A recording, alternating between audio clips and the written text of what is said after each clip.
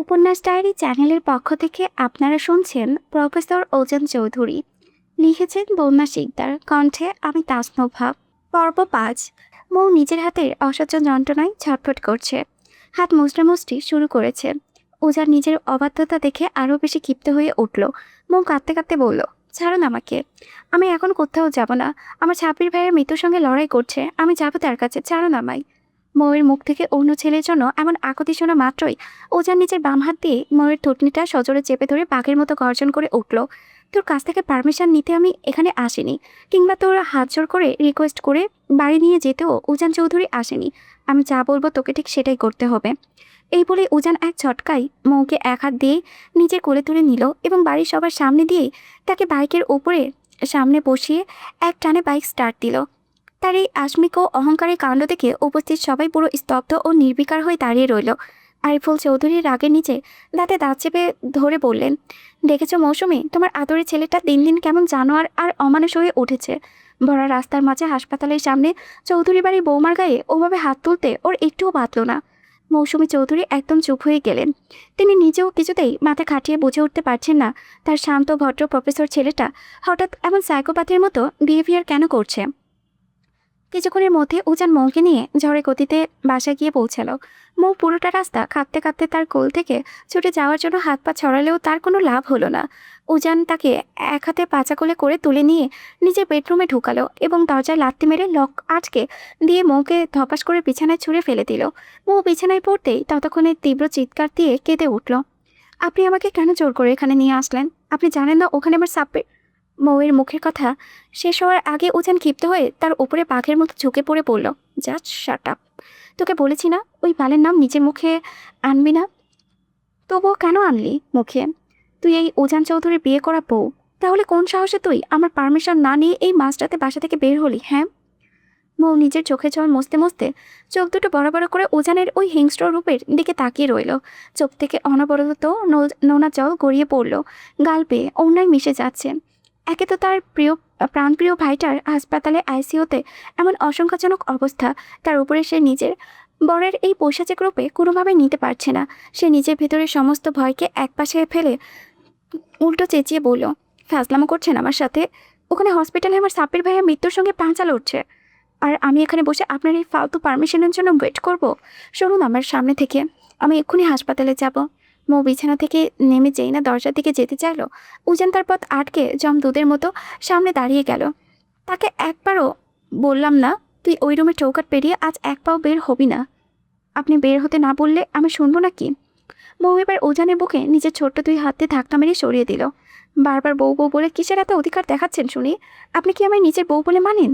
মানেন না তো তাহলে আমার উপরে আপনার কেন এত জোর ও অধিকার নেই? সো আমি আমার ইচ্ছে মতো যেখানে খুশি যাব, যার সাথে খুশি দেখা করব। তোকে আমি বউ মানি আর না মানি, দুনিয়ায় খাতায় তুই আমারই বউ। আর আমি যতদিন বেঁচে আছি তুই শুধু এই উজান চৌধুরীর প্রপার্টি হয়েই থাকবি। হাত ছাড়ো। ছাড়বো না। আমি যা বলবো তোকে মুখ বুঝে ঠিক তাই তাই করতে হবে। ওই কুত্তার বাচ্চাকে দেখতে তোকে আমি কোনো জন্মেও যেতে দিব না, বুঝতে পেরেছিস? হাত ছাড়ো না আমার, আমি যাবই যাব। মৌ তড়িঘড়ি করে আবার উজানকে পাশ কাটিয়ে রুম থেকে বেরিয়ে যেতে চাইল। নিজের কথায় এমন চরম অবাধ্যতা দেখে উজান নিজের অজান্তেই তার বাম হাতটা তুলে মৌয়ের ফর্সাকাল বরাবর সজোরে একটা থাপ্পড় বসিয়ে দিল। থাপ্পড়ের তীব্রতায় মৌ সামলাতে না পেরে ছিটকে গিয়ে শক্ত মেঝের উপরে পড়ে গেল। উজান দ্রুত গিয়ে মেঝের ওপর থেকে মৌয়ের দুই গালে নিজের শক্ত হাত মুঠোয় চেপে ধরে পশুর মতো হুঙ্কার ছুড়ল, জানোয়ারের বাচ্চা, তোকে এতবার বারণ করলাম যে তোকে আমি ওই কুত্তার বাচ্চার সাথে দেখা করতে দেব না, তবুও তুই আমার অবাধ্য হোস। আমার কথার উপরে কথা বলিস। তোর উপরে আমার কিসের অধিকার? জাস্ট ওয়েট, আজ তোকে আমি আমার পূর্ণ অধিকার বুঝিয়ে দিচ্ছি। এই বলে উজান নিজের গায়ের শার্টের বোতামগুলো একে একে ছিঁড়ে ফেলতে লাগলো।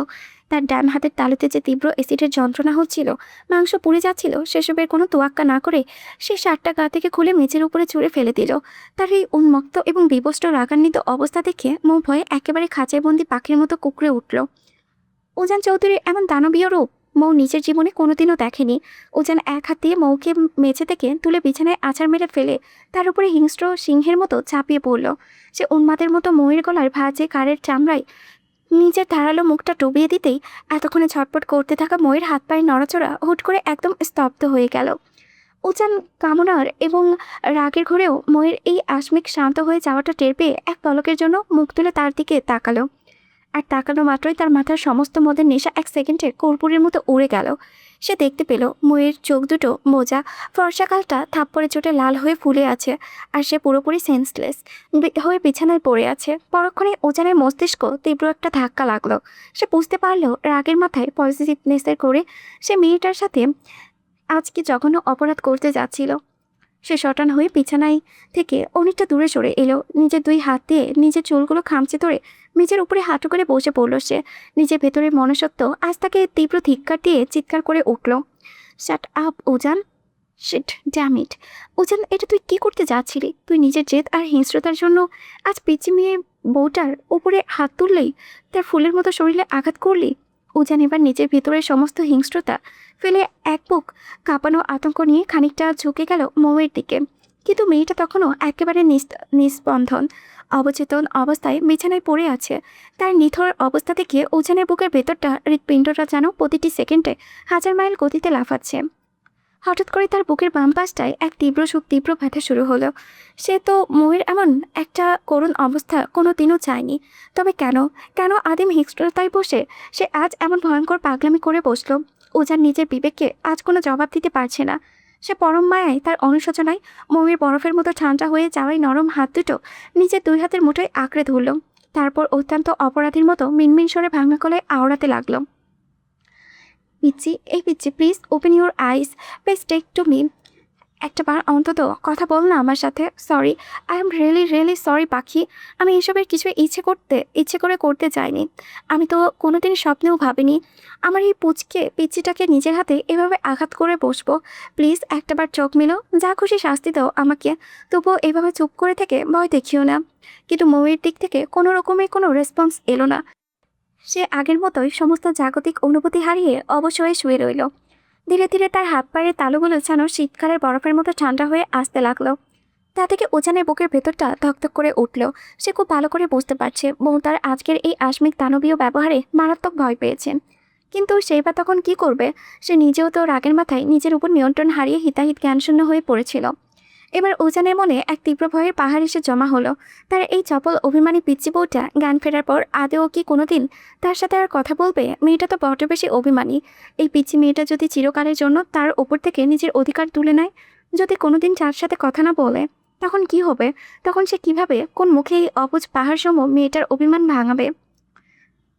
উজান আর নিজের মাথায় কিছু চিন্তা করতে পারছে না। বয়স বাড়ার সাথে সাথে সমাজ তাকে জ্ঞানী প্রফেসরের তকমা দিলেও আজ মনে হচ্ছে তার সমস্ত বোধবুদ্ধি এক নিমিষে লোপ পেয়েছে। নয়তো সামান্য একটা কারণে কেউ নিজের অর্ধাঙ্গিনী এতটুকু একটা বাচ্চা মেয়ের গায়ে ওভাবে হাত তোলে? অবশ্যই এই করুণাটুকু দুনিয়ার বাকি সব মানুষের কাছে বড্ড সামান্য মনে হলেও উজানের চৌধুরী মনস্তকে এটা মোটেও সামান্য নয়। মেয়েটাকে সে মুখে স্বীকার না করলেও হয়তো ভালোবাসে না, কিন্তু তাকে অন্য কোনো পুরুষের সাথে হাসাহাসি করতে দেখলেও উজান নিজের জীবনের বিনিময়েও সহ্য করতে পারে না। মুখে অন্য কারো বুকের মাঝে জড়িয়ে থাকতে দেখলে উজানের মনে হয় তার সাজানো পুরো পৃথিবীটা বুঝি এক পলকে ওলটপালট হয়ে ধ্বংস হয়ে গিয়েছে। এসব এলোমেলো আর আবল তাবল চিন্তার ঘোর কাটলে উজানের, সে তখন নিজের অজান্তেই মৌয়ের নিথর শরীরটাকে নিজের চওড়া বুকের সাথে শক্ত করে লেপ্টে ধরে বসেছিল। মৌয়ের এই ফর্সা বিষণ্ণ আর ফুলে যাওয়া চোখ মুখ দেখে উজানের নিজের প্রতি এক তীব্র ঘৃণাবোধ হচ্ছে। সে আর এক মুহূর্ত দেরি না করে তড়ি ঘড়ি করে কাঁপানো হাতে ইফাতকে ফোন দিল। ফোনে উজানের কান্নারত কণ্ঠ শুনে ইফাত আর এক সেকেন্ডও সময় নষ্ট করলো না। ঠিক মিনিট 10 মধ্যে সে উজান মঞ্জিলের ফ্যামিলি ডক্টরকে সাথে নিয়ে সরাসরি উজানের বেডরুমে এসে প্রবেশ করলো। ইফাত রুমে ঢুকে আরেক দফা চরম অবাক ও স্তব্ধ হলো, কারণ উজান তখনও উন্মাদের মতো মৌকে নিজের বুকের মাঝে শক্ত করে লেপ্টে ধরে আড়ালে মুখ লুকিয়ে কাছে। ডক্টরকে দেখা মাত্রই উজান কোনো মতো নিজেকে সামনে নিয়ে মৌকে ঠিকঠাক মতো বিছানায় শুয়ে দিল। এরপর ডক্টর অত্যন্ত গুরুত্ব সহকারে মৌয়ের পালস চেক করলেন এবং স্থেথোস্কোপ দিয়ে ভালো করে চেক আপ করতে লাগলেন। আর এই পুরো সময়টাই ইফাত এক কোণে দাঁড়িয়ে আহাম্মকের মতো নিজের বন্ধু এই অদ্ভুত পাগলাটে রূপ দেখছিল। তার মাঝে উজান আর নিজের ভেতরে উদ্রেকতা চেপে রাখতে না পারলে কণ্ঠস্বর কেঁপে ওঠে, আঙ্কেল, আমার পিচ্চি ঠিক আছে তো? ডক্টর উজানকে ওভাবে কাঁপতে দেখে চশমাটা ঠিক করতে করতে মৃদু হাসলেন। রিল্যাক্স উজান, এতটা হাইপার বা পানি খাওয়ার মতো কিচ্ছু ঘটেনি এখানে। মৌ হুট করে মানসিকভাবে ভীষণ বড় কোনো একটা শখ বা ভয় পাওয়ার কারণে মানসিকভাবে সেন্সলেস হয়ে পড়েছে। তবে হ্যাঁ, মেয়েটাকে শারীরিক থেকে বড্ড দুর্বল মনে হচ্ছে। মৌ ঠিকঠাক মতো সময় মতো খাবার দাবার খাচ্ছে তো? দেখো উজান, তোমায় আমি প্রফেশনাল দিক থেকে আগেই বলে দিচ্ছি, তোমাদের দুজনের বয়সের পার্থক্য কিন্তু অনেক বেশি। সব বুঝতেই পারছো আমি কথাটা কেন বললাম। অল্প বয়সে হলেও তোমাকে সামলানোর ক্ষমতা ওর মধ্যে থাকলেও তোমাকে আরও সচেতন ও সংযত হতে হবে। ডক্টরের কথা শুনে ওঝা নিজের অপরাধী মুখটা নিচু করে অত্যন্ত আমতা করে বলল, কিন্তু আঙ্কেল, আমাদের মধ্যে তো আসলে তেমন কিছু। আমি সব বুঝতে পারছি ওজান। লাল টুকটুকে বউ ঘরে রেখে নিজেকে সামনে দূরে সরিয়ে রাখা তোমার জন্য বড্ড স্টাফ। তবুও একটু খেয়াল রাখতে হবে মেয়েটার ওপর। বেশি জোর জুলুম করা এই বয়সে ওর শরীরের জন্য ঠিক নয়। তাছাড়া ওর শরীরটাও তো এখন একটু গরম লাগছে, মনে হচ্ছে রাতে বেশ জ্বর আসবে। আমি কিছু মেডিসিন দিয়ে যাচ্ছি, তুমি এখনই সেগুলো এনে খাইয়ে দিও, সকালের মধ্যে ঠিক হয়ে যাবে। ডক্টরের এই চরম ভুল এবং রোমান্টিক ধারণার কথা শুনে এই বিপজ্জনক ও থমথমে পরিস্থিতিতেও ইফাত এক কোণে দাঁড়িয়ে নিজের ঠোঁট চেপে শব্দহীন হাসল। অবশ্য এখানে ডাক্তারের কোনো দোষ নেই। মেঝের ভাঙা কাজ আর ওজানের খালিকা দেখে যে কেউ এটাই ধরে নেবে।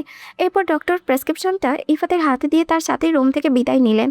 ডক্টর চলে যাওয়ার পর ওজান এক মুহূর্তেও রুমে বসে রইল না। সে নিজেই এই গভীর রাতে মেডিসিন আনার জন্য বাইরে বেরিয়ে পড়ল। তার চেনা পরিচিত একজনের পার্সোনাল ফার্মেসি থাকায় তাকে এই মাঝরাতেই ফোন করে ঘুম থেকে ডেকে তুলে সবকটা জরুরি মেডিসিন নিয়ে ঝড়ের গতিতে আবার রুমে ফিরে এলো সে। রুমে ফিরে এসে ওজান দেখল ময়ের এতক্ষণে জ্ঞান ফিরেছে, তবে সে স্বাভাবিক হয়নি। এখনও ভয়ের চোটে বিছানায় এক কোণে নিজের শরীরকে একদম গুটিয়ে গোল হয়ে বসে আছে।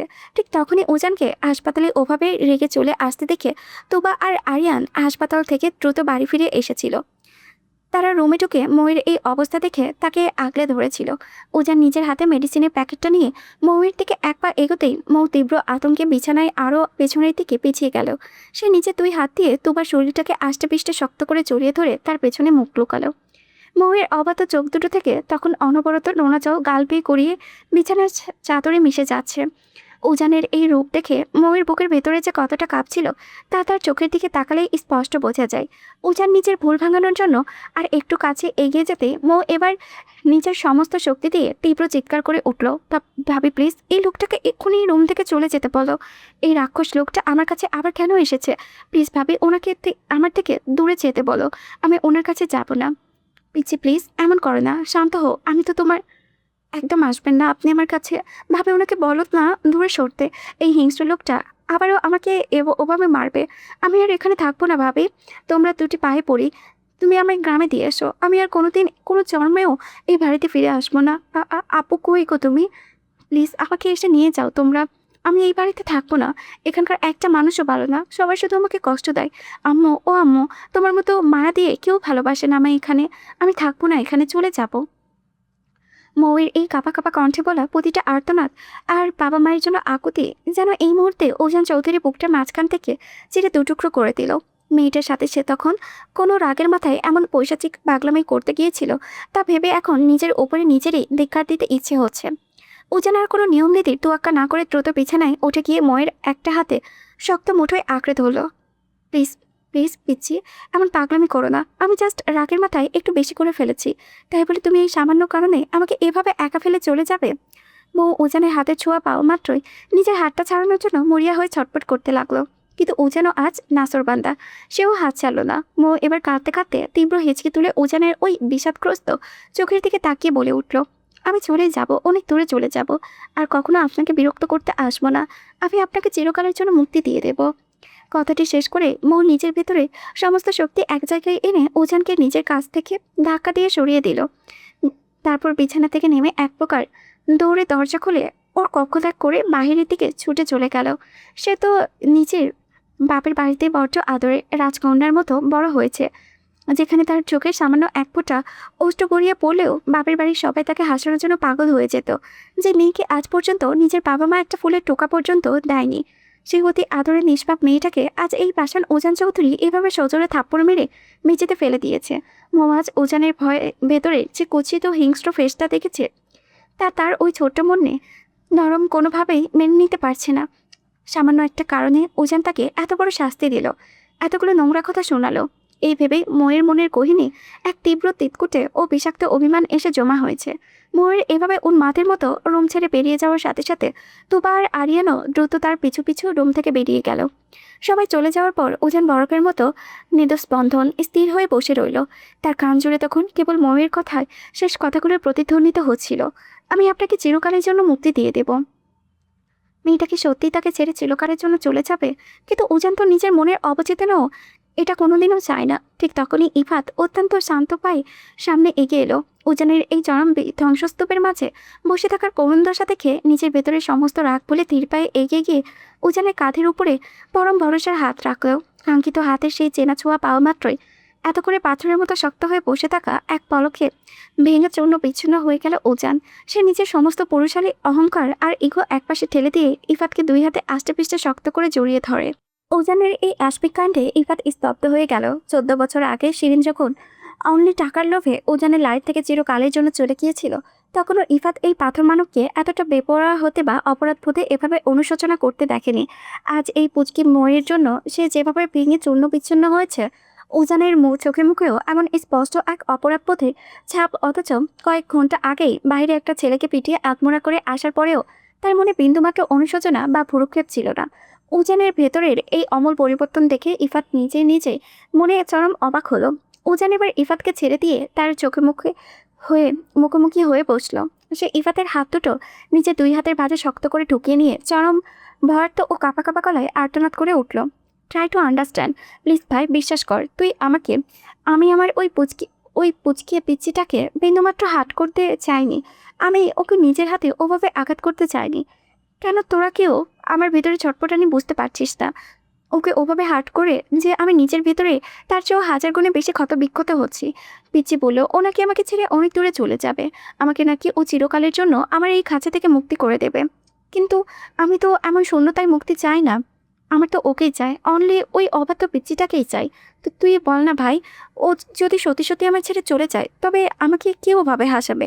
কে আমার সাথে রোজ এমন পাগলের মতো অধিকার নিয়ে ঝগড়া করবে? প্রতিদিন রাতে আমার বুকে মুখ গুজে ঘুমানোর জন্য কে এমন অবুঝের মতো পাগলামি করবে? কে সারাদিন আমার পেছনে ভালোবাসি ভালোবাসি বলে চিলড্রনের মতো চিৎকার করবে? আমি আমার পিচ্চিকে কোনো মূল্যে হারাতে চাই না। তুই প্লিজ ওর কাছে জানা, ওকে বুঝিয়ে বল না এখানে থাকতে। ইফাত একটা দীর্ঘ ও তপ্ত শ্বাস ফেলল। এর আগে বুঝিয়েছে কোনো না কোনো দিন এমন একটা কালবৈশাখী ঝড় আসবেই। ইফাত উজানের কাঁধে হাত রেখে তাকে শান্ত হতে বলল। কিন্তু উজান আজ নিজের সমস্ত ম্যাচিউরিটি ধাপ ছুঁয়ে মুছে ফেলে অবশ বাচ্চাদের মতো করছে। রিল্যাক্স ইয়ার, এমন কিছু হয়নি। তুই আমাকে এই মুহূর্তে রিল্যাক্স হতে বলছিস সিরিয়াসলি? আর এমন কিছু হয়নি মানে কি? তুই কি আদৌ বুঝতে পারছিস না যে ওকে হারানোর ভয়ে আমার বুকের ভেতরটা ঠিক কতটা পড়েছে, কতটা কষ্ট হচ্ছে আমার? উজান নিচের মাথাটা দুই হাঁটুর মাঝখানে নিচু করে নিল। অতিরিক্ত রাগ আর মদ্যপানের কারণে তার চোখ মুখে এখনও টকটকে লাল হয়ে আছে। উজানের এমন করুণ দশা দেখে ইফাত হুট করে এক পাগলের মতো শব্দ করে উপহাসের হাসি হেসে উঠল। উজান নিচের জোড়াভ্রু কুচকে চরম বিরক্তিতে তাকালো। তুই আমার এই মরণাপন্ন অবস্থা থেকে এভাবে হাসছিস? তোর মনে হচ্ছে আমি এখন তোর সামনে দাঁড়িয়ে কোনো জোকস বলছি? হ্যাঁ। ইফাত কোনো রকমে হাসি থামিয়ে উল্টো প্রশ্ন করলো, কষ্ট হচ্ছে তোর? কিন্তু কেন কষ্ট হচ্ছে তোর উজান? ওই মেয়েটাকে তো তুই নিজের বউ বলে কোনোদিন স্বীকারই করিসনি। আজ ওর চলে যাওয়ার কথা বলতেই কেন তোর মনে এত আহাজারি শুরু হলো? হ্যাঁ চলে যাক সে, তুই তো তাকে ছাড়াও দিব্যি বেঁচে থাকতে পারবি, তাহলে এত নাটক কিসের? ইফাতের এই নির্মম সত্য কথাটি শোনা মাত্রই উজান এক তীব্র ঝটকায় ইফাতকে নিজের থেকে সজোরে ধাক্কা মেরে দূরে সরিয়ে দিল। তারপর নিজের দুই হাত দিয়ে নিজের মাথাটা শক্ত করে চেপে ধরে চিৎকার দিয়ে উঠল, তুই কেন বুঝতে পারছিস না? ওই পিচিটাকে ছাড়া থাকতে পারবে না উজান চৌধুরী। রোজ ভালোবাসা নামক যন্ত্রণা দেওয়ার জন্য হলেও ওই পিচিটাকে আমার চাই, মানে চাই।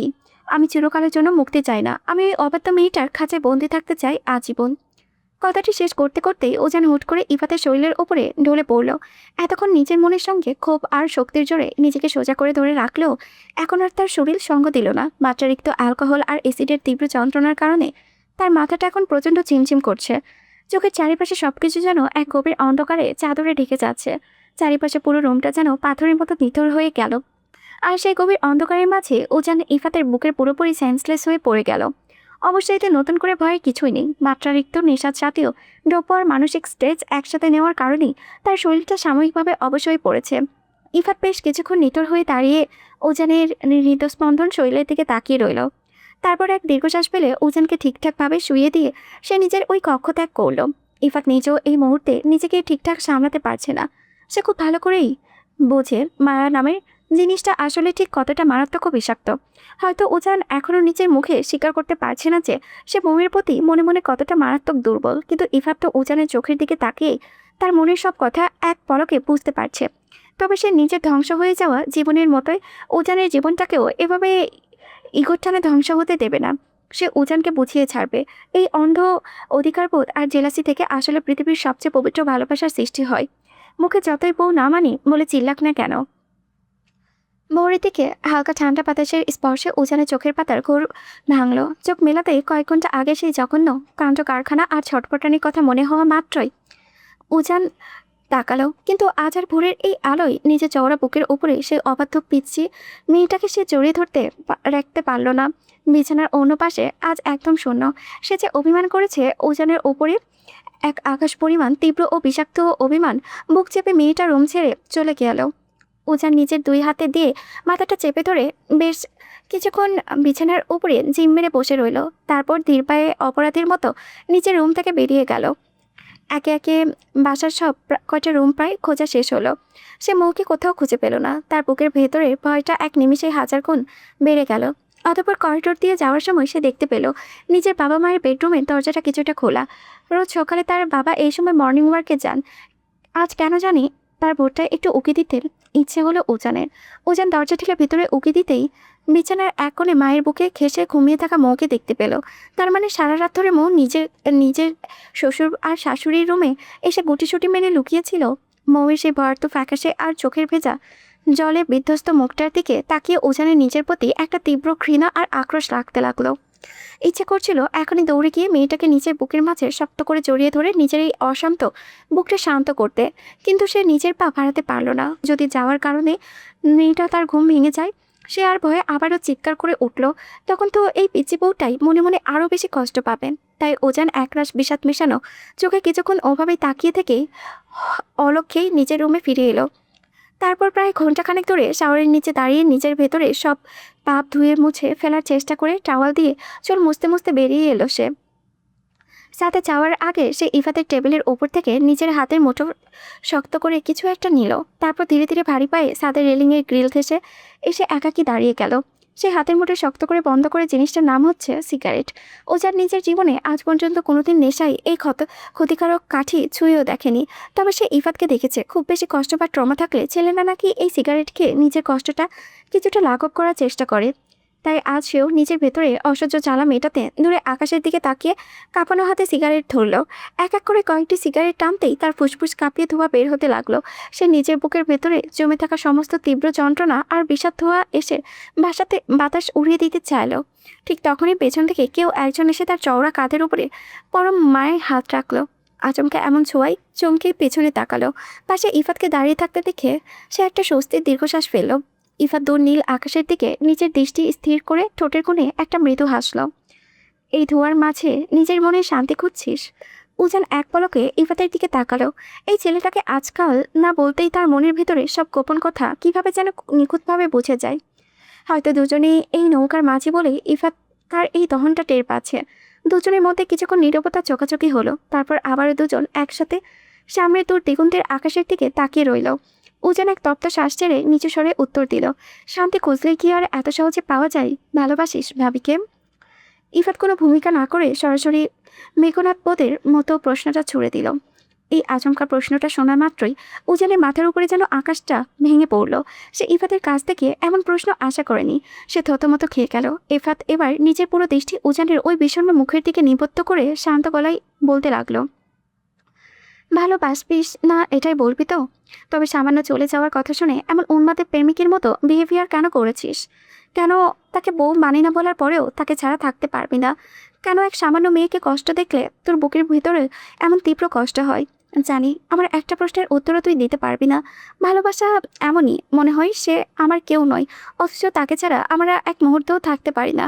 জানি তোর লাইফে একটা বাজে পাস্ট আছে, তাই বলে নিজের প্রেজেন্ট এবং ফিউচারকে এই পাস্টের অন্ধকারে ডুবিয়ে রাখবি? এমন কেন তুই? কেন তোর মনে নতুন করে ভালোবাসা জন্ম হবে না? কেউ একজন চলে গেলেই যে পুরো লাইফটা ওখানেই থেমে যাবে এমন তো নয়। তুই বরং তাকে দেখিয়ে দে, তাকে ছাড়াও তুই আজ নিজের জীবনটা কতটা পরিপূর্ণ। পুরুষের মতো এভাবে ভেঙে পড়ার লোক কিন্তু উজান চৌধুরী নয়। জানিস তো, নারী ছাড়া পুরুষ অসম্পূর্ণ। পুরুষ কখনো একাকী এই পৃথিবীতে শান্তিতে বাঁচতে পারে না। প্রতিটি পদক্ষেপে, প্রতিটি মোড়ে একজন পুরুষের একজন নারীর প্রয়োজন হয়। তুই মুখে তার মানিস আর নাই মানিস, একটা নারী যেমন একটা সুখের সংসার ভেঙে চুরমার করতে পারে, তেমনি নিজের মায়ার ভালোবাসা দিয়ে একটা ভাঙা সংসার নতুন করে গড়তে পারে। আর সেই কারণেই নারী ছাড়া পুরুষ অর্থহীন। উজান হাতের জ্বলন্ত সিগারেটটা ফেলে দিয়ে ইফাতের বলা প্রতিটি কথা এক মনে মনোযোগ দিয়ে শুনছিল। নিজের লাইফ নিয়ে সবসময় বেপরোয়া ও চিল করতে থাকা ছেলেটাও সারাদিন ফুরফুরে মেজাজে থাকে। সে আজ থেকে এতটা সুন্দর করে বোঝাচ্ছে ভালোবাসা কী জিনিস, একজন পুরুষের জীবনে নারীর গুরুত্ব ঠিক কতখানি। উজান নিজের মনে মনে ভাবল, ভালোবাসা বুঝি সত্যি এমনই এক জাদুকরী জিনিস, যা একটা চরম জেদি, রুক্ষ ও খারাপ পুরুষকেও এক নিমিষে এমন বুঝদার ও প্রেমিক বানিয়ে তোলে। মৌয়ের কোমরে আঁচলে ওড়না দিয়ে তার পিছু পিছু পুরো বাড়ি ঘুরে বেড়াচ্ছে উজান। পুরো চৌধুরী বাড়ি তন্ন তন্ন করে চক্কর দেওয়া শেষ হয়ে গিয়েছে, তবুও উজান কোনো মতে মৌয়ের আঁচল ছাড়ছে না। মৌ প্রায় বিগত তিনটে দিন ধরে উজানের সাথে একটা কথাও বলছে না, আর তার সাথে দেখা করছে, আর না ভুল করেও তার মুখোমুখি হয়েছে। এই 3টে দিন মৌ নিজের মনের তীব্র অভিমানের কাল ফুলিয়ে উজানকে ছাড়া দিব্যি থাকতে পারলেও উজান এদিকে বিরহ হয়ে একেবারে অতিষ্ঠ হয়ে উঠেছে। তার কাছে এই সামান্য 3টে দিন যেন তিনটে যুগের চেয়েও অনেক বেশি দীর্ঘ ও যন্ত্রণাদায়ক লাগছে। সে এখন নিজের মনের অবচেতন খুব ভালো করে বুঝতে পেরেছে। সে এই পৃথিবীর সব কিছু এক পলকে ছেড়ে দিতে পারলেও মৌ নামের এই পুচকে অবাত মেয়েটাকে ছাড়া আর তার পক্ষে বেঁচে থাকা অসম্ভব। মৌ রাগ দেখিয়ে দৌড়ে এদিক থেকে ওদিকে ছুটে গেল। উজানের একয়ে ওর মাদের মতো তার পিছু পিছু ছুটে চলল। চৌধুরী বাড়ির ছোট বড় সকলেই লিভিং রুমে বসে জমিয়ে আড্ডা দিচ্ছিল। তারা সকলে উজানের আর মৌয়ের এমন অভাবনীয় কাণ্ডকারখানা থেকে পুরো হা হয়ে অবাক দৃষ্টিতে তাকিয়ে রইল। গভীর পাথুরে আর বদমেজাজি ছেলেটার ভেতরে হুট করে এমন আকাশ পাতাল পরিবর্তন এসেছে তা বাড়ির কেউ সহজে মেনে নিতে পারছে না। তবে এই দৃশ্য দেখে দূর থেকে ইফাত মনে মনে বেজায় খুশি হলো। যাক, এবার অন্তত তার এই খ্যাপাটে ও বেপরোয়া ভাইটা নিজের ইগো বিসর্জন দিয়ে মেয়েটাকে নিজে করে নেবে, তাকে বুক ফুলিয়ে ভালোবাসবে। মৌ ওভাবে সারা বাড়ি ছোটাছুটি করতে করতে এক পর্যায়ে হাঁপিয়ে ওঠে। শাশুড়ি মৌসুমী চৌধুরী সামনে গিয়ে দাঁড়িয়ে গেল এবং অতি দ্রুত তার পেছনে নিজের শরীরটা লুকিয়ে ফেলল। তারপর শাশুড়ির কাঁধের আঁচল থেকে ওজানের দিকে তাকিয়ে মুখ বাঁকিয়ে চরম তেজ দেখিয়ে বলল, শাশুড়ি আম্মা, তোমার এই বেহায়া ছেলেকে একটু বলো আমার কাছ থেকে দূরে সরতে। এই লোকটাকে এখন আমার কাছে কেন এসেছে? হ্যাঁ, আমাকে যতই পাম দিক আর তেল মারুক, আমি আর একটা মুহূর্ত এই বাড়িতে থাকবো না। আমি কাল সকালে সোজা নিজের বাপের বাড়ি চলে যাব।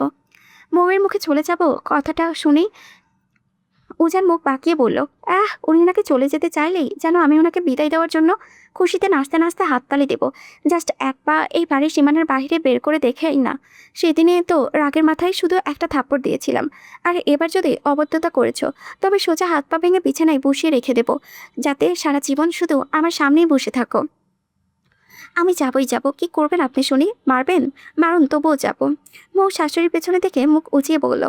উজান আবারও তড়িৎ গতিতে মৌয়ের দিকে এগিয়ে যেতে চাইল, কিন্তু ছেলের এমন বেপরোয়া আচরণ দেখে মৌসুমী চৌধুরী নিজের চোখ দুটো বড় বড় করে রাঙিয়ে তাকালো। মেয়ের সেই অগ্নিদৃষ্টি দেখে উজান এবার খানিকটা দমে গেলেন। তবে তার এই দমে যাওয়াটা যে সাময়িক তা তার চোখের দিকে তাকালেই খুব ভালো করে বোঝা যাচ্ছিল। এর মাঝে মৌসুমী চৌধুরী নিচের তাতে দাঁত চেপে ছেলের ওপরে গর্জে উঠলেন, সমস্যা কি তোর উজান? তুই সকাল থেকে এইটুকু একটা মেয়েকে ওভাবে সারা বাড়ি দাঁড়িয়ে দাঁড়িয়ে কেন জ্বালানো শুরু করেছিস? মেয়ের ধমক শুনে উজান এক পলকে সোজা হয়ে দাঁড়িয়ে গেল। সে একবার ভয়ার্ত চোখে মায়ের দিকে তাকালো, সে আরেকবার মায়ের পেছনে লুকিয়ে থাকা নিজের পুচকি বউয়ের দিকে তাকালো, আর একবার সোফায় বসে থাকা বাড়ির বাকি সবার দিকে চোখ বোলালো। তারপর সে নিজের মায়ের দিকে খানিকটা চোখে মৌয়ের দিকে তর্জনী উঁচিয়ে অত্যন্ত রহস্যময় কণ্ঠে ফিসফিসে আওড়ালো, আচ্ছা আম্মু, আমার প্রশ্নের উত্তর দাও তো তুমি। এই শয়তান বিড়ালের বাচ্চার ঠিক কি হও? উজানের এমন অদ্ভুত কথা শুনে মৌসুমী চৌধুরী এক মুহূর্তের জন্য পুরো থমথমে হয়ে গেলেন। ভর সন্ধ্যাবেলা ছেলে হঠাৎ কেন তাকে এমন বোকা বোকা প্রশ্ন করেছে তা তিনি কিছুতেই বুঝতে পারলেন না। তবুও নিজের কণ্ঠ স্বাভাবিক রেখে বললেন, কেন, আমি ওর আইনত শাশুড়ি হই। গুড, তাহলে ড্যাডার কি হয়? কেন, শ্বশুর হয়। তাহলে এবার বলো, আমি কি হই?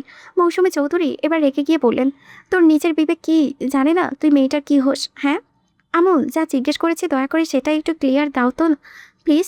তুই ওর বিবাহিত হাজব্যান্ড হোস। এবার হয়েছে তো তোর, তাহলে আমরা দুজন একে অপরের সম্পর্কে কি হই আম্মু? কেন হাজব্যান্ড ওয়াইফ? মেয়ের মুখ থেকে কাঙ্ক্ষিত উত্তরটা শোনা মাত্রই উজানের ঠোঁটের কোণে এক মস্ত বড় বিজয়ের হাসি ফুটে উঠল। সে পুরো লিভিং রুম কাঁপিয়ে কড়া গলায় আওড়ালো, রাইট, আমরা দুজন হলাম লিগাল বর বউ। আর যেহেতু এই চিলড্রেন বিড়ালের বাচ্চাটা আমার নিজের বিবাহিত বউ, তাই সেই হিসেবে ওকে শুধু এই সন্ধ্যাবেলা জ্বালানোই নয়, সারা জীবন ওর শাড়ির আঁচল কামড়ে ধরে ওর পিছু পিছু ঘুরে বেড়ানোর পূর্ণ রাইট বা অধিকার এই উজান চৌধুরী আছে, বুঝলে? উজানের মুখে এমন অপ্রকাশ্য ও নির্লজ্জ স্বীকারোক্তি শুনে সোফায় বসে থাকা বাড়ির ছোট বড় সবাই পুরো স্তব্ধ হয়ে এক পলকে তাকিয়ে রইল। সবার মাথায় যেন আচমকা একটা বিশাল আকাশ ভেঙে পড়েছে। গভীর প্রফেসর ছেলেটার হঠাৎ এই সময় মানসিক রোগ হলো, সবাই মনে মনে সেটাই ভাবছিল। ঠিক তখনই নীরবতা ভেঙে আরিয়ান সোফা থেকে হালকা হেসে বলল, ভাই তুই ঠিকঠাক আছিস তো? উজান মুহূর্তের মধ্যে আরিয়ানের দিকে তাকিয়ে নিচের দাঁত কিরমির করে উঠল। কাছে আসো, আমার প্যান্ট চেক করে দেখে যাও আমি ঠিকঠাক আছি কিনা। আরিয়ান উজানের এমন কড়া গলায় আর রসিকতা শোনা মাত্রই এক নিমিষে চুপসে গিয়ে মুখ বন্ধ করে ফেলল। উজানের মুখ থেকে এমন খোলামেলা কথাবার্তা সে কোনোদিনও হজম করতে পারবে না।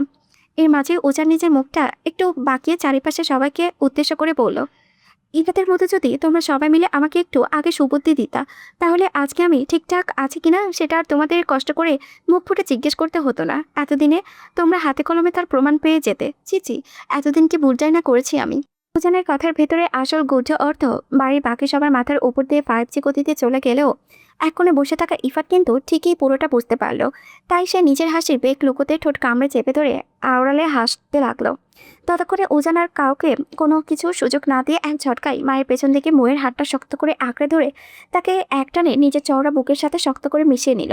তারপর ময়ের কানের কাছে মুখ এনে অত্যন্ত আদরে ও উদ্গ্রীব কণ্ঠে প্রতিধ্বনিত করল, হেই মাই লিটিল সুইট পিচ্চি, অনেক রাত হচ্ছে, এবার শান্ত মেয়ের মতো রুমে চলো দেখি। মৌ উজানের বুকে পিষ্ট হতে হতে ছটফট করতে লাগলো, যাবো না আমি আপনার সাথে, ছাড়ুন আমাকে। একদম এমন পচা কথা বলবে না পিচ্ছি, তাড়াতাড়ি রুমে চলো বলছি। এই 3টে দিন তোমাকে ছাড়া শান্তি মতো ঘুম আসে না। মৌ নিজের মুখখানা চরম অভিমানে অন্যদিকে ঘুরিয়ে নিল। একে তো সে রাতের ওই অন্যায় থাপ্পড়ের কথা এক মুহূর্তের জন্য ভোলেনি, তার উপরে এই লোকটা এখন সবার সামনে কোন মুখে এত বড় অধিকার দেখাচ্ছে। মৌয়ের এই প্রকাশ্য অ্যাভয়েড করাটা উজান নিজের পুরুষালী ইগোতে আর নিতে পারল না। সে এক এক করে লিভিং রুমে উপস্থিত বাড়ির সবার দিকে তাকালো, তারপর হুট করে কোনো কিছু তোয়াক্কা না করে মৌয়ের নরম গালে নিজের 2 ঠোঁট দুটো ছুয়ালো। উজান শুধু একটা চুমু খেয়েই ক্ষান্ত হলো না, তারপর সে অত্যন্ত ক্ষুধার্ত উন্মাদের মতো ধীর পায়ে মৌয়ের সারা মুখমণ্ডল, কপাল আর চোখে অজস্র চুমুতে চুমুতে ভরিয়ে তুলল। বাসার সবার সামনে উজানের এমন আচমকা কাণ্ড দেখে মৌ মুহূর্তের মধ্যে লজ্জায় ও আতঙ্কে বরফের মতো জমে নিথর হয়ে গেল। চারিপাশে সবার এমন হাঁ করা দৃষ্টি দেখে মৌয়ের মনে হচ্ছিল, যদি এই মুহূর্তে মেঝের মাটি 2 ভাগ হয়ে যেত তবে সে লজ্জায় মাটিতে তলে ঢুকে যেত। সে নিজে তাতে দাঁত চেপে অত্যন্ত নিচু স্বরে গজগজ করতে করতে লাগলো, বেহালো বউ মানে না, অথচ বাপের মায়ের সামনে চুমাচুমি করতে লজ্জা করে না। যাবো না আমি আপনার সঙ্গে, ছাড়ো না আমায়।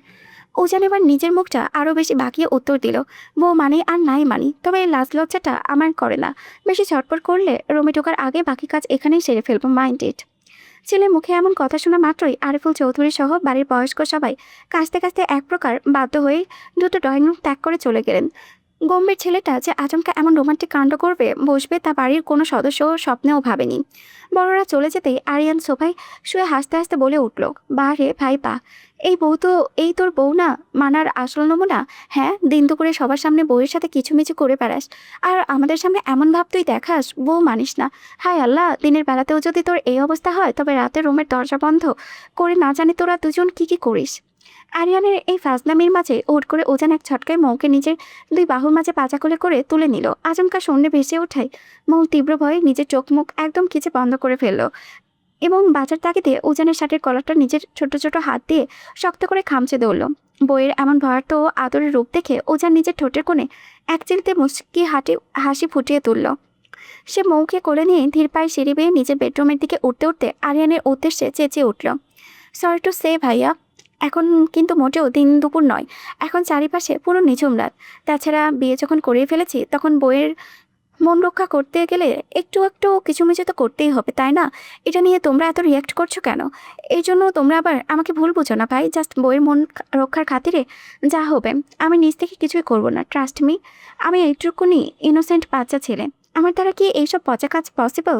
উজান মৌকে কোলে তুলে অদৃশ্য হয়ে যাওয়ার সাথে সাথে পেছনের লিভিং রুমে বসে থাকা ইফাত, আরিয়ান আর তোবা একসাথে উচ্চস্বরে হেসে কুটি কুটি হতে লাগলো। উজান মৌকে পাচা কোলে নিয়ে রুমে ঢুকতেই মৌ নিজের রাগটা সমস্ত উগড়ে দিয়ে উজানের শক্ত বুকের উপরে এলোপাতাড়িভাবে ছোট ছোট ঘুষি মারতে লাগলো। এতে অবশ্য উজান চৌধুরী বিন্দুমাত্র বুড়ুক কিংবা মাথা ব্যথা হলো না। সে ডোন্ট কেয়ার ভাবটা মুখে বজায় রেখে মৌকে আয়ত্ত করে বিছানায় বসিয়ে দিল। তবে বাহির থেকে নিজেকে যতই শক্ত দেখাক না কেন, উজানের ডান হাতে কিন্তু এখনও তীব্র ব্যথা রয়েছে। মৌ দেখতে বেশ শুকনো গরনের হওয়ায় তাকে এক হাতে আগলে নিয়ে উজানের আসতে তেমন একটা বেগ পোয়াতে হয়নি। কিন্তু সিঁড়িতে উঠে নামার সময় মৌয়ের অনবরত ছটফটানির কারণে উজানের চোট পাওয়া হাতটা দেওয়ালের কোণে ঘেঁষে লেগে নতুন করে একটুখানি চোট পেয়েছে। মৌ বিছানায় বসা মাত্রই আবারও এক ঝটকায় উঠে রুম থেকে বেরিয়ে যেতে চাইল, কিন্তু উজান তার চেয়েও চতুর। সে দ্রুত গিয়ে রুমের মেইন দরজাটা ভেতর থেকে লক করে দিল এবং এক বুক ক্লান্তি নিয়ে বিছানায় নিজের গা এলিয়ে বসল। মৌ উচ্চতায় উজানের চেয়েও অনেকটাই খাটো হওয়ায় দরজায় ওই উঁচু লোকটার নাগাল সে কোনোভাবেই পেল না।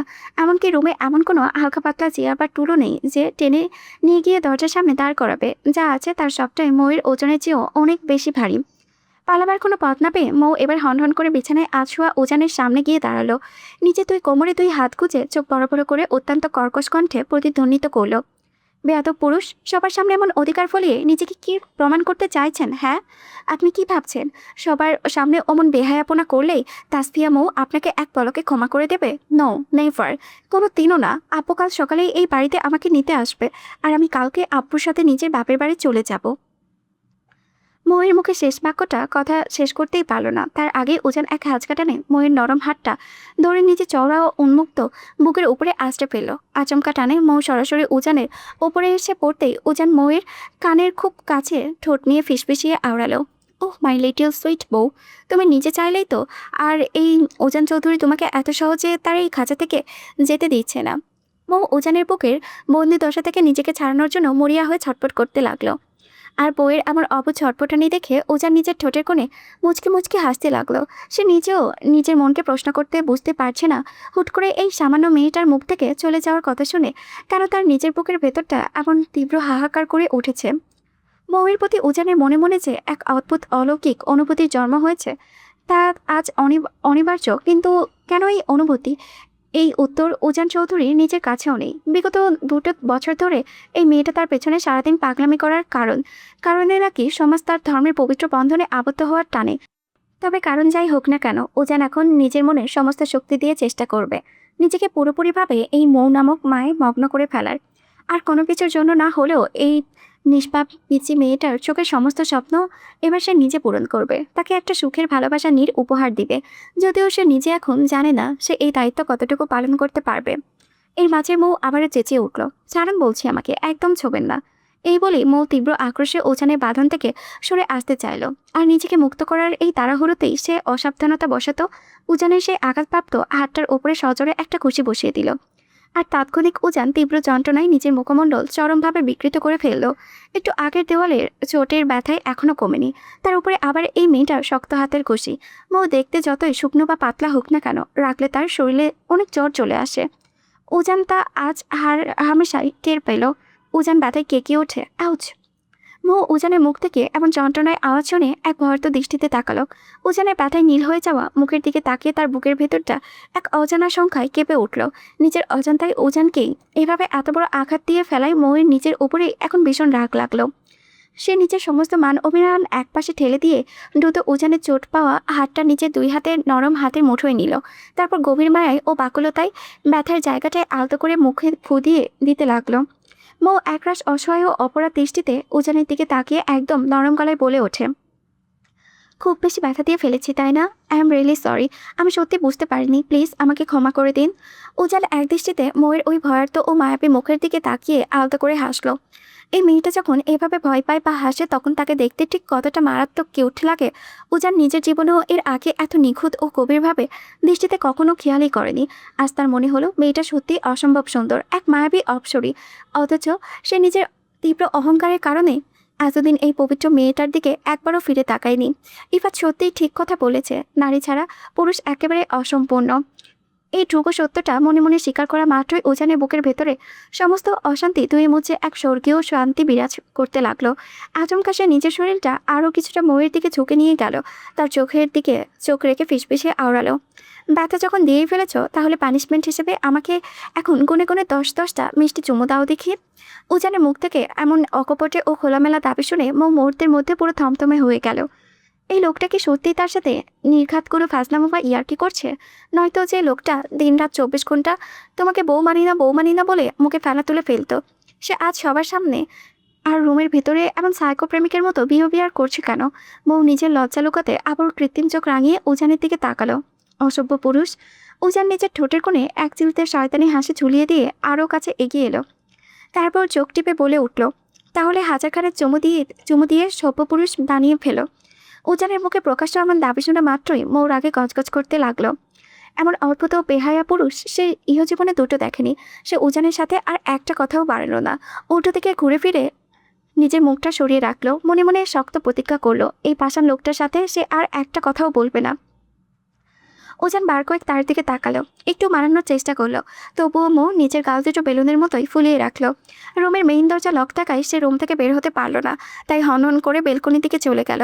উজানও একগুয়ের মতো তার পিছু পিছু বেলকনিতে গিয়ে দাঁড়ালো, কিন্তু মৌ জেদ ধরে আকাশের দিকে তাকিয়ে রইল। উজানের সাথে একটা কথাও বলল না। উজান এবার কিছুটা কাতর গলায় আওড়ালো, এই বিচ্ছি বউ, একটু কথা বলো না প্লিজ। 3 দিন ধরে নিজের মনে অভিমান জমিয়ে একটাও কথা বলনি, এখনও অভিমান মুখ ফিরিয়ে থাকবে? Please talking to me, try to understand. আর কখনো এমন হবে না, এরপর থেকে তুমি যা বলবে এই উজান চৌধুরী ঠিক তাই শুনবে। God promise. মৌ এবার এক ঝটকায় ঘুরে তীব্র অভিমানের স্বরে উত্তর দিল, আমি কোনোদিনই কথা বলবো না আপনার সাথে। আপনি সেদিন কেন আমাকে ওভাবে সজোরে থাপ্পড় মেরেছিলেন? হ্যাঁ, আমি কালকে আপুর সাথে চলে যাব, আর কোনোদিন এই বাড়িতে আসবো না। আপনি খুব খারাপ, ভীষণ খারাপ একটা মানুষ। প্লিজ পিচি, ক্ষমা করে দাও, ট্রাস্ট মি, নেক্সট টাইম এমন রুট আর কখনো হব না। উজান বেশ অনুনয় করে বলল। মৌ এবার উজানের চোখের দিকে তাকালো। দুজনের মধ্যেই কয়েক সেকেন্ডের জন্য নীরব চোখাচোখি হলো। উজানের অপরাধে মুখটা দেখে মৌয়ের মনে হলো হুট করে খানিকটা দুষ্টবুদ্ধি খেলে গেল। সে ঠোঁটের কোণে হালকা রহস্যময় হাসি ফুটিয়ে বলে উঠল, তাহলে আমাকে পরীক্ষায় পাশ করিয়ে দেবেন? মৌয়ের কথা শোনা মাত্রই উজানের ভেতরে সে করা প্রফেসর রূপটা এক নিমিষেই জেগে উঠল। সে এক ঝটকায় নিজের চোখ বড় বড় করে চেঁচিয়ে উঠল, শাশুড়ি মেয়ে সব এখান থেকে, পড়াশোনা চাঙ্গে ফেলে এসেছে পাশ করতে। রসগোল্লা দেবো, বড় বড় রসগোল্লা দেবো খাতায়। মৌ এবার উজানের দিকে এক চরম কটমট দৃষ্টি নিক্ষেপ করলো। ভেবেছিল এই সুযোগে অন্তত উজানের কাছ থেকে প্রশ্ন পাশ করার একটা আশ্বাস আদায় করে দিবে, কিন্তু এই লোকটা জাতে মাতাল হলেও তালের বেলায় একেবারে ঠিক আছে। নিজের প্রফেশন নিয়ে বিন্দুমাত্র ছাড় দেবে না। মৌ চরম বিরক্তিতে মুখ বাঁকিয়ে বেলকনির অন্য একটা কোণায় গিয়ে দাঁড়ালো। উজানও নাছর বান্দা। সে আবারও ময়ের পেছনে পেছনে গেলে এবং তার আঁচলটা আলতো করে টেনে ধরে কাতর স্বরে মিনতি করল, এই বুঝছি, আবারও মুখ ঘুরিয়ে নিলে, একটু কথা বলো আমার সাথে। বলবো না কথা, আগে ভালো মানুষের মতো প্রমিস করুন যে আমি পরীক্ষায় পাশ করে দেবেন। মৌ জেদ ধরলো। উজান একটা দীর্ঘশ্বাস ফেলে আওড়ালো, প্লিজ পিচি, অবশ্য বাচ্চাদের মতো অসম্ভব কথা বলবে না, এটা কোনোদিনই পসিবল না। তাহলে আমিও আপনার সাথে কোনোদিনই কথা বলবো না। একে তো সেদিন আমাকে ওভাবে জোরে থাপ্পড় মারলেন, আমি মেঝেতে আছাড় খেয়ে পড়ে গেলাম। আবার এই ছোট্ট একটা কারণে আমার ভাইটা আজ হাসপাতালের বেডে ভর্তি। পুপি কত কান্না করেছে, আপনার বিন্দুমাত্র ধারণা আছে সেটার? এতে আমার কি দোষ শুনি? আমি কি আগে থেকে জানতাম নাকি যে ওটা আমার নিজের শালাবাবু? তাছাড়া সে যাই হোক না কেন, ওই বজ্জাত ছেলেটা আমার এই পিচি বউয়ের সাথে ওভাবে গায়ে ঘেঁষাঘেঁষি কেন করবে? যেখানে আমি নিজে এখনো তোমার এতটা কাছাকাছি যাইনি, সেখানে ওই ছেলে কোন সাহসে এভাবে চাপে? আমার পিচি কি ওর বিবাহিত বউ না তো? তাহলে কেন ও আমার বউকে ওভাবে জড়িয়ে ধরবে শুনি? কেন আমার বউয়ের সাথে ওভাবে হেসে হেসে মিষ্টি করে কথা বলবে? ওই বেয়াদব ছেলে কেন আমার বউকে চকলেট গিফট করবে? হ্যাঁ, আমার কি টাকা পয়সা নেই নাকি? আমি নিজে রোজগার করতে পারি না কোনটা? আবার আমারই সামনে আমার নিজের বউয়ের কাঁধে ওভাবে হাত দিয়ে কোন সাহসে বলো আমায়? উজানের মুখ থেকে অনর্গল আমার বউ আমার পিচ্ছি শব্দগুলো শুনতে শুনতে মৌ হুট করেই প্রশ্ন ছুড়ে দিল। সে সোজা উজানের চোখের দিকে তাকে ধীরে স্থির কণ্ঠে বলল, এত যে বউ বউ করছে, মন থেকে তো বউ মানে না মাই? প্রশ্নটা শোনা মাত্রই উজান নিজের চোখ দুটো বড় বড় করে মৌয়ের দিকে তাকালো। সে দেখলো মৌ নিজের ঘাড়টা কিছুটা কাত করে এক বুক আশা আর আকুতি নিয়ে তার চোখের দিকে এক দৃষ্টিতে তাকিয়ে আছেন। উজান সেই গভীর দৃষ্টি ও তৃষ্ণার্ত দৃষ্টি দেখে এক পলক বুঝতে পারল মৌ এই মুহূর্তে তার থেকে ঠিক কোন কথাটা শোনার জন্য অধীর আগ্রহে অপেক্ষা করছে। সে শুনতে চায় তাসফিয়া মৌ শুধু উজান চৌধুরীর অর্ধাঙ্গিনী, তার ওয়াইফ। কিন্তু উজান তো সহজে গলে যাওয়ার মতো নরম ধাতু দিয়ে করা নয়। সে মৌয়ের ওই কাতর ও আশাবাদী দৃষ্টি দেখে নিজের ঠোঁট দুটো কামড়ে ধরে ভেতরে হাসিটা চেপে রাখলো। তারপর সোজা সাপটা গম্ভীর গলায় উত্তর দিল, সরি মিসেস চৌধুরী, আপনাকে আমি মন থেকে আদৌ বউ বলে মানি না। উজানের এই নির্দয় বাক্যটি শোনা মাত্র ময়ের পুরো মুখখানা 1 সেকেন্ডের মধ্যে ফুসকুড়ি দেওয়া বেলুনের মতো চুপসে গেল। সে কত বড় আশা নিয়ে এই পাথরটার থেকে মুখ থেকে নিজের অধিকারের কথা শুনতে চেয়েছিল, কিন্তু এই অহংকারী লোকটা তার সেই ছোট্ট আশাটাও কোনোভাবে পূরণ হতে দিল না। মৌ এবার পুরোপুরি নিস্তব্ধ হয়ে গেল। কেন এই লোকটা একটা বার ছোট্ট করে বলতে পারে না তাসফিয়া মৌ শুধু উজান চৌধুরীর ওয়াইফ? এই সামান্য একটুখানি স্বীকারোক্তি দিলে কি তার পুরুষালী অহংকারের খুব বড় কোনো ক্ষতি হয়ে যেত? না তো। তাহলে কেন বলল না? এই চরম অবহেলা আর উপেক্ষায় মৌয়ের ভেতরে পুরো মনটা এক নিমেষে কালবৈশাখী মেঘের মতো কালো হয়ে গেল। সে অত্যন্ত অভিমানী ও ভাঙ্গা স্বরে প্রতিধ্বনিত করল, তাহলে সকলের সামনে কথায় কথায় আমাকে এত বউ বউ বলে ডাকেন কেন? উজান নিজের চোখ দুটো ছোট ছোট করে মৌয়ের দিকে তাকিয়ে বেশ দম্ভের সাথে আওড়ালো, আপনি যে আমার আইনগত খাতা কলমে বিবাহিত বউ, সেই চিরন্তন সত্যের খাতিরেই তো আমি আপনাকে মিসেস উজান চৌধুরী বলে ডাকি। ও, তার মানে শুধু খাতা কলমের জোরে আছে বলেই আজ সবার সামনে এত বড় বড় অধিকার দেখালেন যে নিজের বউ বলে দাবি করলেন? মন থেকে তো কিছুই না। মৌয়ের গলায় সেই বিষাদমাখা সুরটা উজানকে কেমন যেন ভেতর থেকে নাড়িয়ে দিল। তাই মৌয়ের এই আবেগঘন কথাটি এক ঝটকায় এড়িয়ে যাওয়ার জন্য উজান দ্রুত মৌয়ের নরম হাতটা নিজের শক্ত মুঠোয় আঁকড়ে ধরল। তারপর নিজের কণ্ঠস্বর কিছুটা দৃঢ় করে গম্ভীর গলায় বলল, পেটে প্রচণ্ড খিদে পাচ্ছে পিচ্ছি, ফাস্ট চলো। খিদে পেটেই পাই, মাথায় না। মৌ মুখ পাকিয়ে কথাটি বলল। উজান তার সেই অভিমানী মুখের দিকে তাকিয়ে মনের ভেতরে এক চিলতে মুচকি হাসলো। তারপর মৌকে আলতো করে বিছানায় বসিয়ে দিয়ে সে নিজে শান্ত পায়ে রুম থেকে বেরিয়ে গেল। কিছুক্ষণ পর সে একটা প্লেটে খাবার নিয়ে রুমে ফিরে এলো। মৌ তখন বিছানায় গুটিসুটি মেরে বসে এক মনে উজানের ফোন স্ক্রল করছে। এটা ইদানিং তার একটা মস্ত বদ অভ্যাসে পরিণত হয়েছে।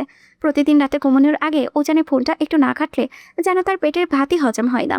অবশ্য বিগত 3টে দিন অভিমানের কারণে এই ধরনের ধারে কাছেও আসেনি। এমনকি উজান নিজেও কখনো এই ফোন ঘাটাঘাটি নিয়ে মৌকে একটা কথাও বলে না, বরং মনে মনে বেশ উপভোগই করে। উজান প্লেট হাতে নিয়ে মৌয়ের পাশে এসে বসা মাত্রই ততক্ষণে মৌ হুট করে পাগলির মতো উজানের সুস্থ হাতটাই সজোরে একটা কামড় বসিয়ে দিল।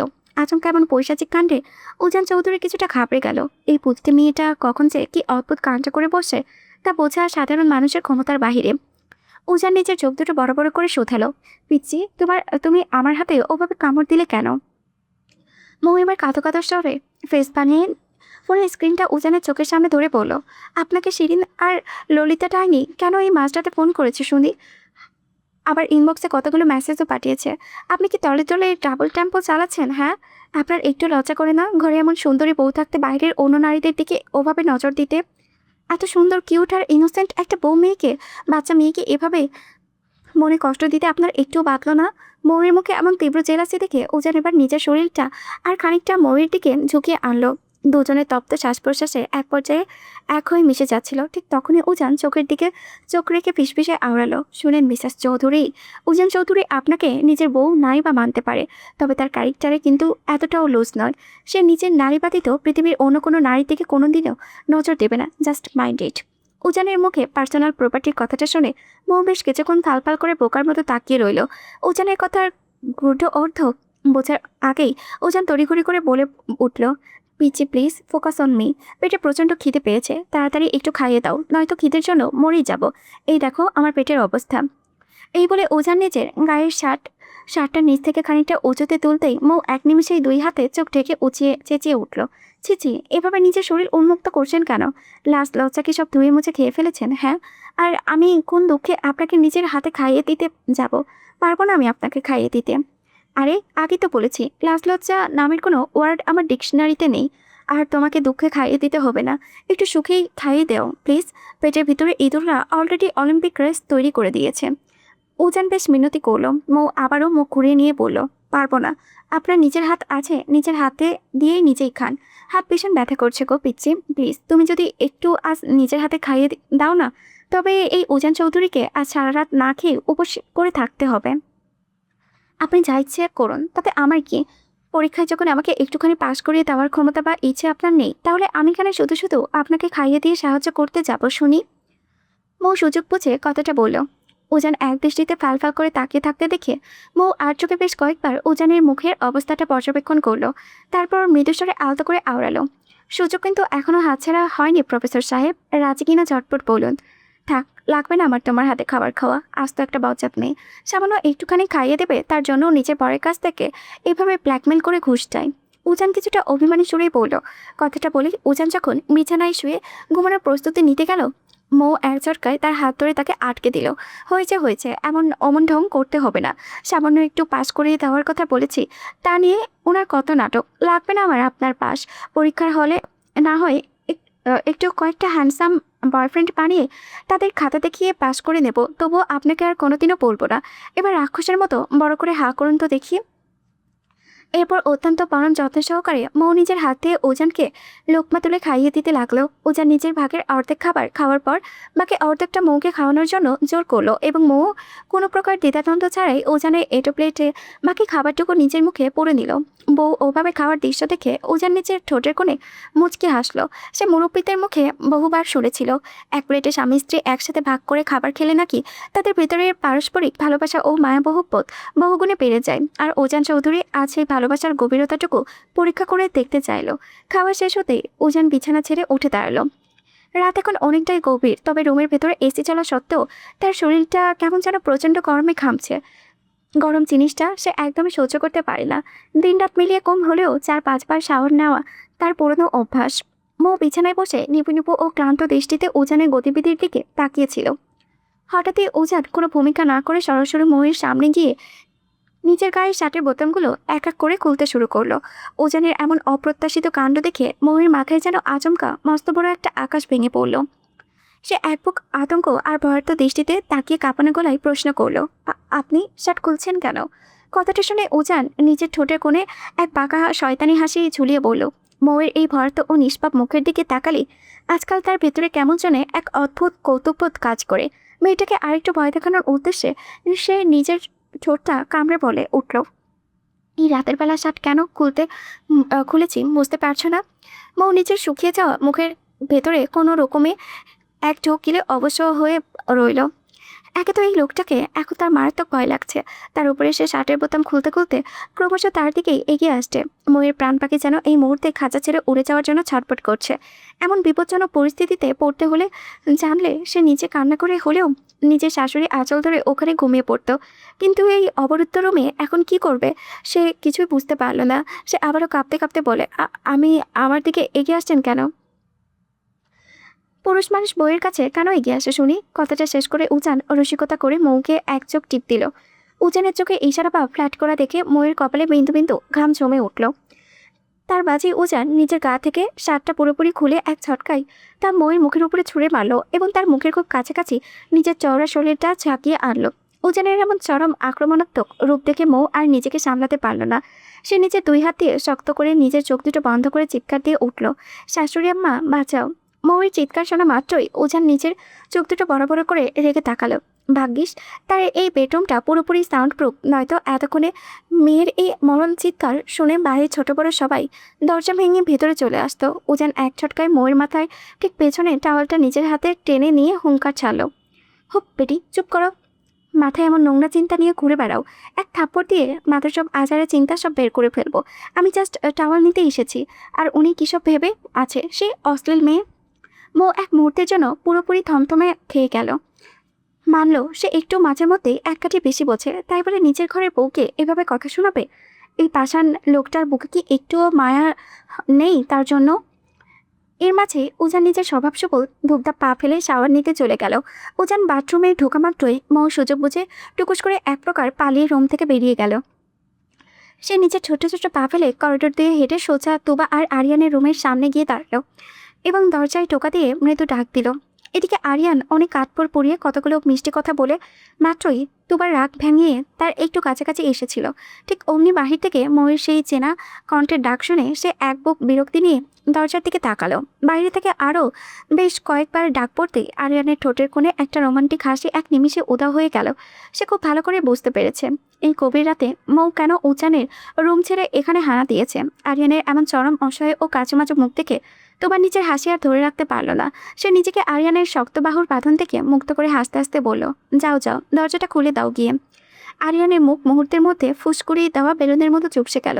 সে চরম ক্ষোভে আওড়ায়, তুমি এটা বলতে পারলে জান, আমি কত কষ্ট করে বউটার অভিমান ভাঙিয়ে এইমাত্র কাছে এসেছি। এমন ওজানের ওই পুচকে বউ আমার প্রেমের মাঝে কাবাবে হাড্ডি হতে চলে এলো।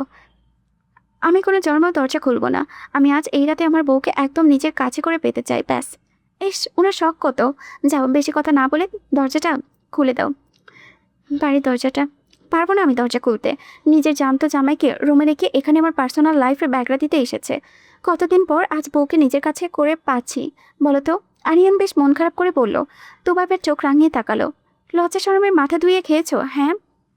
যা বাবা, নিজের বউয়ের কাছে আবার কিসের লজ্জা? তুমি জাস্ট একদম চুপ করে বিছানায় বসে থাকো তো মৌ। একটু পর ভেতর থেকে কোনো সারা শব্দ না পেলে এমনিতেই চলে যাবে। আর ও গেলেই আমি আমার বউকে আবার। আরিয়ানের মুখের বাকি কথা শেষ হওয়ার আগেই তোবা নিজ বিছানা থেকে নেমে দরজার দিকে হাঁটতে শুরু করলো। তা থেকে আরিয়ান বিছানার ওপর থেকেই চেঁচিয়ে উঠল, এই বউ না, প্লিজ এমনটা করো না। কিন্তু তোবা তার কোনো কথাই শুনল না। সে দ্রুত গিয়ে রুমের মেইন দরজাটা খুলে দিল আর সাথে সাথে মৌ এক ঝটকায় জ্বরের বেগে রুমের ভেতরে ঢুকে পড়ল। সে এসে তোবাকে আষ্টেপৃষ্টে দুই হাতে শক্ত করে জড়িয়ে ধরে হাঁপাতে হাঁপাতে বলতে লাগলো, আমার সুইট মিষ্টি ভাবি, আমি আজ তোমার সাথে ঘুমাবো। আমি তোমাকে তোমার পাশে ঘুমাতে দেবে তো? দেখি হাঁপাচ্ছে কেন, আগে রিল্যাক্স হও তো। না না ভাবি, আমি একদম ঠিক আছি। তুমি প্লিজ ভাইয়াকে এই মুহূর্তে রুম থেকে বেরিয়ে অন্য কোথাও যেতে বলো। আমি আজ রাতে তোমার সাথে ঘুমাবো। মৌয়ের কথা শোনা মাত্রই ওপাশ থেকে আরিয়ানের এক মরণ চিৎকার দিয়ে উঠল, অসম্ভব। আমি আমার নিজের বউকে ছাড়া একা এক রাতে অন্য কোথাও থাকতে পারবো না। মৌ আবার নিজের আর চোখে আরিয়ানের দিকে তাকালো একবার, তারপর নিজের ভেতরে সমস্ত রাগ উগড়ে দিয়ে হনহন করে আরিয়ানের সামনে গিয়ে সোজা দাঁড়িয়ে গেল। চোখ দুটো বড় বড় করে বলল, যাবে না তুমি এই রুম থেকে? ওহ নো, কোনো দিনও যাবো না। আরিয়ান বুক ফুলিয়ে বলল, ওকে ফাইন, দেখাচ্ছি মজা। এই বলে মৌ কোনো কিছু তোয়াক্কা না করে এক ঝটকায় আরিয়ানের দুই পা শক্ত করে ধরে এমন একটা টান দিল যে আরিয়ান মুহূর্তের মধ্যে থপাস করে মেঝের উপরে চিটপটাং হয়ে আছাড় খেয়ে পড়ে গেল। আরিয়ান শক্ত মেঝেতে এক হাতে ব্যথায় কুকড়ে উঠল। কিন্তু মৌয়ের তার বিন্দু মাত্র দয়া হলো না। সে আরিয়ানের মেঝের দিকে উপরে টানতে টানতে কোনো মতে রুমের বাহিরে বের হয়ে দিল এবং ভেতর থেকে তোবাকে মেইন দরজাটা আটকে দিতে বলল। তোবাও মৌয়ের এমন কাণ্ড থেকে আস্তে আস্তে দরজার লকটা আটকে দিল। মৌ দরজার লক লাগাতেই আবার তোবাকে শক্ত করে জড়িয়ে ধরে আদরে গলায় বলল, আমার সুইট ভাবি একটা। এদিকে দরজার ওপাশে করিডোরে মেঝেতে বসে আরিয়ান নিজের কপাল চাপড়ে চরম আহাজারি শুরু করে দিল। মৌ বোন আমার, প্লিজ আজকের রাতটা অন্তত অন্য কোথাও গিয়ে ঘুমা না রে বোন। আমি তোর ভাবিকে ছাড়া একা একটা রাতও ঘুমাবো না। এই বেটি, অন্তত আমার বউটাকে তো আমার কাছে ফিরিয়ে দে। কিন্তু রুমের ভেতর থেকে আর কোনো রেসপন্স বা সাড়া এলো না। আরিয়ানের মনে কত শখ ছিল তা এক নিমিষেই ধূলিসাৎ হয়ে গেল। এদিকে ওজান শাওয়ার শেষ করে টাওয়াল দিয়ে চুল মুছতে মুছতে রুমে এসে দেখে বিছানা একদম ফাঁকা। মৌ রুমে নেই। সে মুহূর্তের মধ্যেই বুঝে ফেলল তার এই অবাধ পুচকে পাখিটা আবার সুযোগ বুঝে কাছে থেকে পালিয়েছে। কথাটা ভাবতেই তার মেজাজটা একেবারে সপ্তমে চড়ে গেল। সে ক্যাবিনেট থেকে দ্রুত একটি টি শার্ট বের করে কোনো রকম গায়ে জড়িয়ে এক বুক রাখ নিয়ে নিজের কক্ষ থেকে বের হলো। করিডোর দিয়ে যাওয়ার সময় সে দূরে থেকেই দেখতে পেল আরিয়ান নিজের রুমের বদ্ধ দরজার সামনে হাঁটু গেড়ে অত্যন্ত করুণ সুরে বসে মুখ ফুলিয়ে আছে। উজান তার এই দশা দেখে ধীর পায়ে এগিয়ে তারপর ঠোঁটের কোণে তাচ্ছিল্য হাসি ফুটিয়ে উপহাস সুরে আওড়ালো, ভাইয়া ভাবি বুঝিয়ে আজ মাঝরাতে লাত্তি মেরে তোমাকে রুম থেকে বের করে দিয়েছে?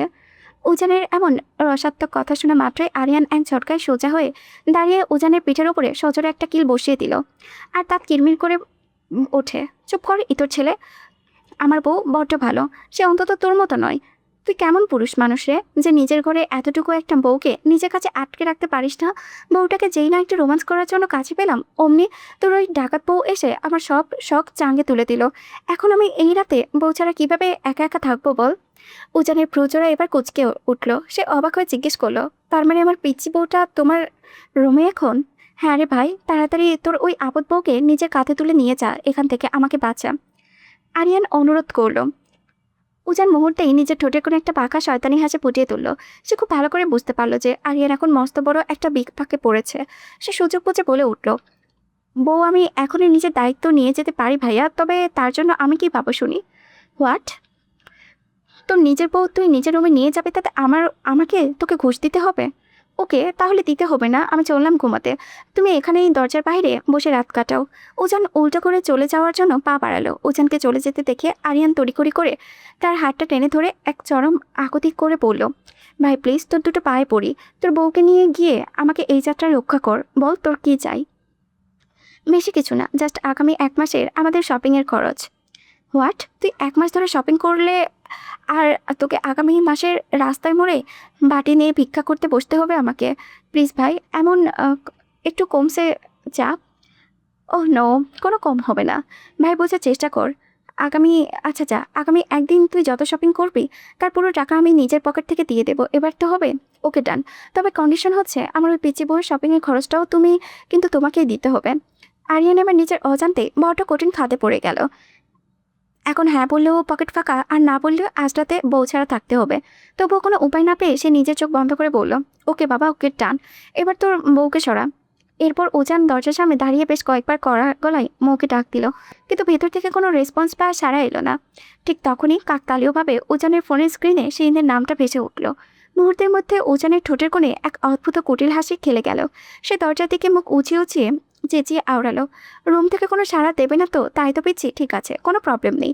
তোমার ওই শিরিন ডাইনি কিন্তু এইমাত্র আমাকে ভিডিও কল দিচ্ছে। তুমি যদি এখন নিজের ভালোই ভালোই দরজা খুলে আমার কাছে না আসো, তবে আমি কিন্তু এই গভীর রাতে শিরিনের সাথে ভিডিও কলে।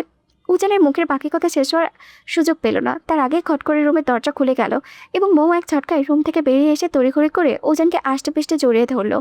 বইয়ের এমন তীব্র জেলাসি আর পাগলামি দেখে উজান নিজের মনে মনে মুচকি হাসলো। সে মুহূর্তের মধ্যে আর কোনো কথা না বাড়িয়ে মৌকে একটানে নিজের পাজা কোলে করে তুলে নিয়ে গেল। সে মৌকে করে নিয়ে নিজের রুমের দিকে হেঁটে যেতে আরিয়ানের দিকে তাকিয়ে এক চোখ টিপল। থ্যাঙ্কস ভাইয়া, এবার তুমি তোমার অসমাপ্ত রোমান্স কন্টিনিউ করতে পারো। বাই দ্য ওয়ে পিচ্ছি, এই যে 5 রাতে তুমি আমাকে এত কষ্ট দিলে, এর পানিশমেন্ট হিসেবে আজ সারা রাত আমি জেগে জেগে অনলি শিরিন আর ললিতার সাথেই ফোনে প্রেম করবো। উনি বললেই যেন হলো, আমার দুলহা, অনলি আমার। আপনি আজ রাতে শুধু আমার সাথে কথা বলবেন, দুনিয়ার আর কোনো ডাইনির সাথে নয়, বলে দিলাম। উজান মৌকে নিজের রুমে নিয়ে এসে ধীরপায়ে বিছানায় বসিয়ে দিল এবং দ্রুত গিয়ে রুমের দরজাটা লক করে দিল। তারপর সে মুচকি হাসতে হাসতে ধীরপায়ে মৌয়ের দিকে এগিয়ে গেল। সে বিছানায় নিজের গা এলিয়ে দেওয়া মাত্রই আবারও উজানের ফোনে শিরিনের নাম্বার থেকে রিংটোন বেজে উঠল। ঘন ঘন শিরিনের ফোন আসতে দেখে মৌ এবার নিজের ভিতরে সমস্ত ধৈর্য হারিয়ে ফেলল। সে এক প্রকার হিংস্র পাখির মতো বিদ্যুৎ গতিতে উজানের হাত থেকে ফোনটা কেড়ে নিল এবং কোনো কিছু পরোয়া না করে ফোনটা সোজা মেঝের উপরে সজোরে আছাড় মেরে ছুঁড়ে ফেলল। ফোনটা এক মুহূর্তে চূর্ণ বিচূর্ণ হয়ে গেল। তারপর সে তীব্র গতিতে উজানের চওড়া বুকের উপরে নিজের শরীরের সমস্ত বর ছেড়ে দিয়ে তার গলাটা 2 হাতে শক্ত করে জড়িয়ে ধরল। সে নিজের গাল লাল হয়ে যাওয়া চোখ দুটো তুলে উজানের চোখের দিকে যে চরম শাসানির সুধায় গলায় বলে, আমাকে আর বেশি রাখাবেন না বলে দিচ্ছি, নয়তো সত্যি সত্যি কোনো একদিন আপনাকে আমি নিজের হাতে কোরবানি দিয়ে দেব। এই মাথায় ভালো করে ঢুকে রাখুন professor Ujan Chowdhury, only and only এই তাসফিয়া মৌ নিজের জীবনের সব কিছু ভাগ করতে পারলেও স্বামীকে কোনো ডাইনির সাথে কোনোদিনও শেয়ার করবে না, জাস্ট মাইন্ড ইট। কথাটি শেষ করে মৌ নিজের সমস্ত অভিমান আর ক্লান্তি ভুলে উজানের সেই চওড়া বুকের মাঝে নিজের মাথাটা পরম শান্তিতে ঠেকিয়ে দিল। উজানের বুকের চেনা সুবাসে সে এতটাই বিভোর হয়ে পড়েছিল যে বিগত 3 দিনের অপলক শান্তিতে মৌ 1 মিনিটের মাথায় ওভাবেই উজানের বুকে মাথা রেখে ঘুমিয়ে গড়ে পাড়ি জমালো। বইয়ের এমন তীব্র অধিকারবোধ আর পাগলামি দেখিয়ে উজান নিজের ঠোঁটের কোণে এক প্রশান্তি মুচকি হাসি ফুটিয়ে তুলল। সে নিজের সুস্থ হাতটি দিয়ে অত্যন্ত গভীর মায়ায় মৌয়ের মাথায় সিল্কি চুলে আলতো করে বিলি কেটে দিতে দিতে মৃদুস্বরে আওড়ালো, আমার এই ছোট্ট অগ্নিকন্যাকে রাখালেও দেখতে বড্ড বেশি সুইট লাগে। ইস, কত কিউট আমার বাচ্চাদের কিউট মাম্মা।